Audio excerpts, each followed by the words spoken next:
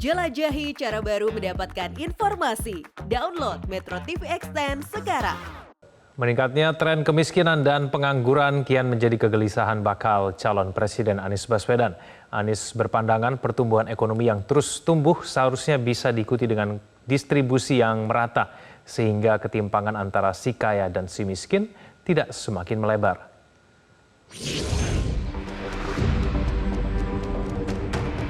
Pertumbuhan ekonomi itu diiringi dengan pemerataan. Meskipun periode pertumbuhan ekonomi yang belakangan ini relatif tinggi, apalah gunanya jika di balik semua itu masih ada momok yang bernama ketimpangan ekonomi.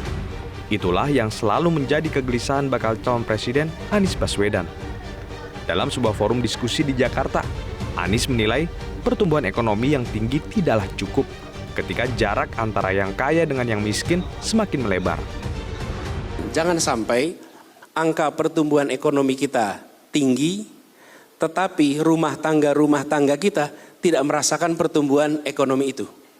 Nah, kita menginginkan pertumbuhan ekonomi yang tinggi angkanya di skala nasional, itu juga di tingkat rumah tangga regional itu juga tumbuh. Jadi itu unsur yang biasa disebut sebagai pemerataan. Memastikan bahwa pertumbuhan ekonomi itu diiringi dengan pemerataan. Itulah yang disebut sebagai pertumbuhan berkualitas. Kegelisahan mantan Gubernur DKI Jakarta itu sebetulnya sudah terrefleksi dari data yang dilaporkan Badan Pusat Statistik atau BPS.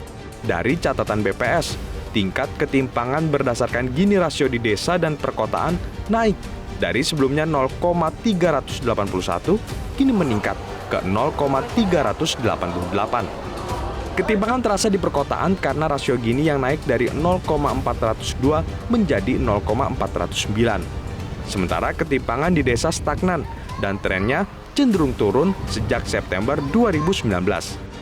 Sebelum data BPS tersebut dirilis, Anies juga telah menampilkan potret ketimpangan di kota-kota di Indonesia dengan visualisasi malam hari. Ketika kita lihat kota-kota ini, sekalian, di Jawa paling terang itu Jakarta, Surabaya. Begitu masuk Sumatera, titik-titik kecil. Kalimantan titik-titik kecil. Ini yang lebih ramai itu di Sarawak. Ini Malaysia. Sampai di kawasan timur gelap.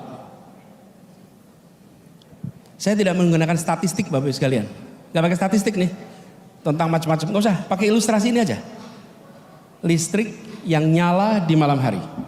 Dari situ terlihat ketimpangan yang luar biasa.